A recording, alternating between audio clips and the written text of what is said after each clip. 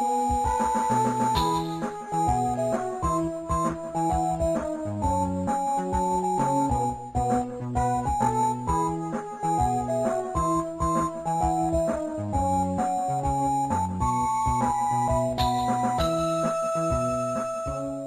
dodging that chimney sweep, the narrator runs into Joe Hines. This name you may recognize. This is the guy who owes a little money to Blum. They decide to head over to the bar. We've been in other bars before. We've been in Davy Burns. We've been in the Ormond Hotel bar. But this bar scene is going to be a little different, a little more rowdy. It's about 5 p.m. now. So more and more people are going to be drunk as the day goes on. So that energy level is going to show up in this chapter. The name of the bar is Barney Kiernan's. It was located over here, but it is no longer there. It is long since gone. They get to this bar, Barney Kiernan's, and inside the bar there are a few people.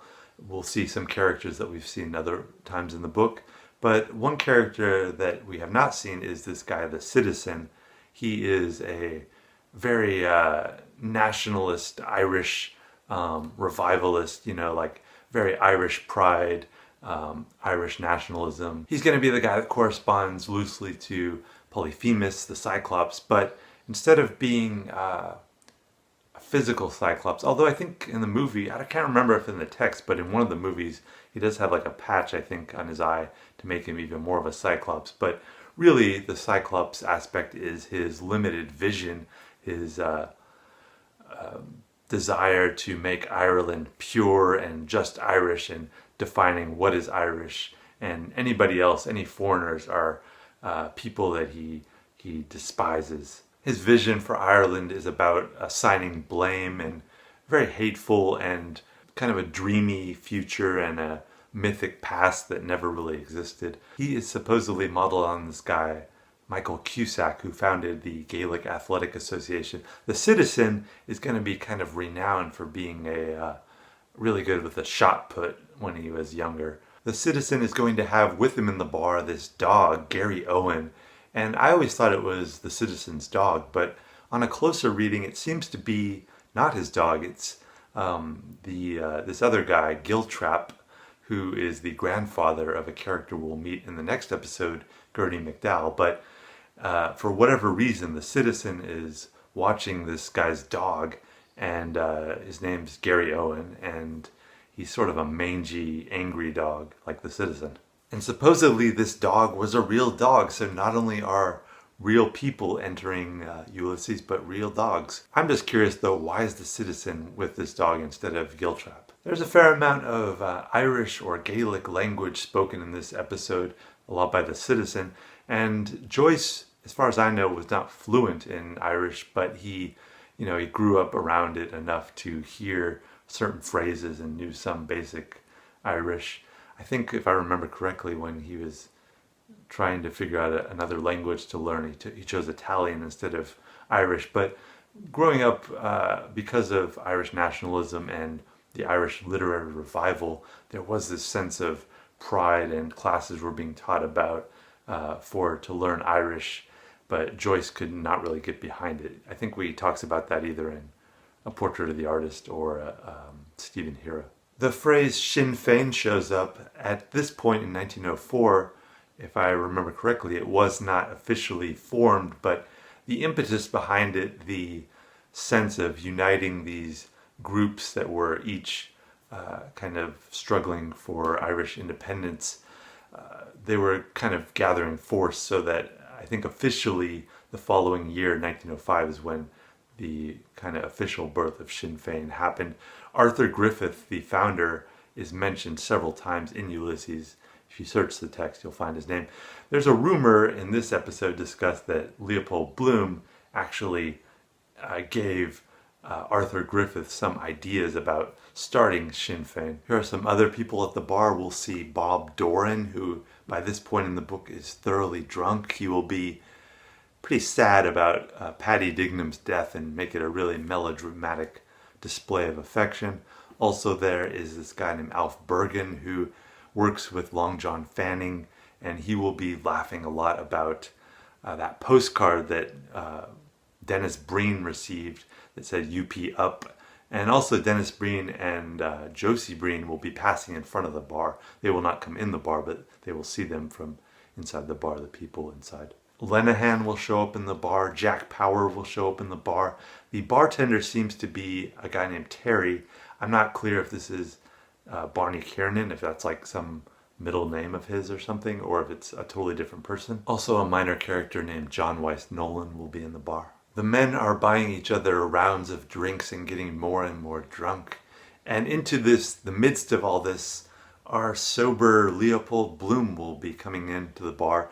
He is looking for Martin Cunningham. That's the only reason. He doesn't really have any great desire to be in the bar, but he is known by the men. They refer to him as the prudent member because he doesn't drink.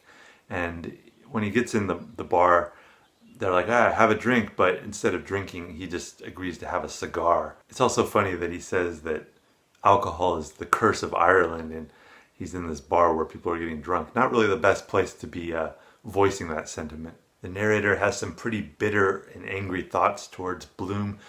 Definitely very anti-Semitic, picking on him because of his Jewishness, and seems to have a general knowledge of the affair that is taking place between Molly and Blazes Boylan. Blum's only reason to be there is to meet Martin Cunningham and settle some things with the insurance that Patty Dignam had. They're trying to work out the insurance so that the Dignam family doesn't have to scrape along without money for very long. Because the narrator doesn't really put much esteem in Blum's words, what he has to say, a lot of times we'll just get paraphrases or summaries of what Blum has said, but we do get one interesting conversation here. Well, that's a point, says Blum, for the wife's admirers. Whose admirers, says Joe. The wife's advisors, I mean, says Blum. This seems to be a bit of a slip, showing that Blum's thoughts are still on Molly. Alf Bergen works with that sub-sheriff Long John Fanning, and apparently they're taking applications, letters of application for a position as a hangman. So they're reading these hangman letters, or people describing their experience hanging people. And in the midst of all this, I'm told that Barney Kiernan's bar actually had pictures of hangmen or hangings on the wall. So a somewhat morbid atmosphere, maybe bringing to mind the kind of vicious nature of the Cyclops. But speaking of death, Alf Bergen claims that he just saw Patty Dignam on the street like 5 minutes ago, and the other people there are like, "What are you talking about? Patty Dignam's dead."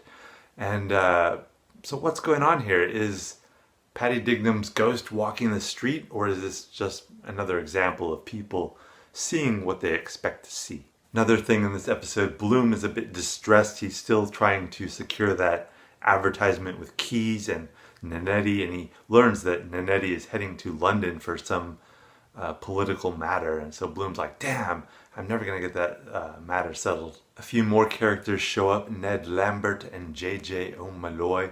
You may remember these guys. We last saw them in Wandering Rocks. They were showing that Hugh C. Love guy around the warehouse that Ned Lambert works at that used to be an abbey. As Blum lingers and the citizen gets drunker, the citizen is going to become more and more hostile to Blum and his Jewishness.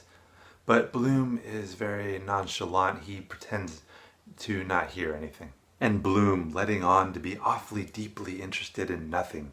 A spider's web in the corner behind the barrel, and the citizen scowling after him, and the old dog at his feet looking up to know who to bite and when. Finally, Blum's Irishness itself is directly questioned by the citizen, and Blum says he's Irish. But this is an interesting point, because some countries define citizenship as if you're born there, you're a citizen, whereas other countries base it on your ancestry. There's clearly a division of opinion among Blum and this crowd. But do you know what a nation means, says John Weiss. Yes, says Blum. What is it, says John Weiss. A nation, says Blum. A nation is the same people living in the same place. By God then, says Ned, laughing. If that's so, I'm a nation, for I'm living in the same place for the past 5 years. So of course everyone had to laugh at Blum, and says he, trying to muck out of it. Or also living in different places. That covers my case, says Joe. What is your nation, if I may ask, says the citizen. Ireland, says Blum. I was born here. Ireland. The citizen said nothing, only cleared the spit out of his gullet and gob. He spat a red bank oyster out of him right in the corner.